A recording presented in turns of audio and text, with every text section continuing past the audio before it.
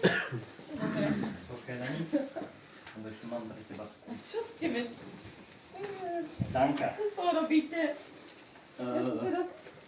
Čo? Neľúbim byť stredovodom pozornosti. Nie. Dani, mene celej komunity a nelegálu chcem ti zablahoželať tvojim narodeninám. Takže ďakujeme, že si.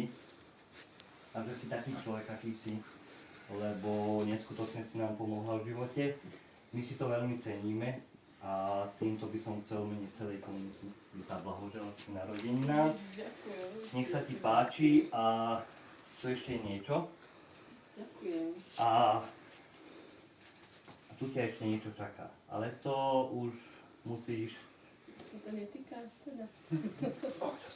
si to otvoriť. Dobre, a môžem si aj svičky? Áno.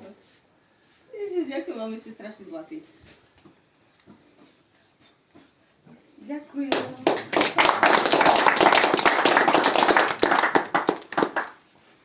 Takže si to mám teraz otvoriť. Áno, počkaj. Ježiš, Už sa bojím. Neboj sa. no to je ukážka toho, jak to verím. Ale poď z tej strany. Poď z druhej strany, prosím ťa. Prečo? Aby ťa zdrafilo. Ježiš, to je aké krásne. Jej, wow. To kde si takéto zobrali? To je krása. Teda. Ďakujem veľmi pekne. A najhlavnejšie, poprosím ťa.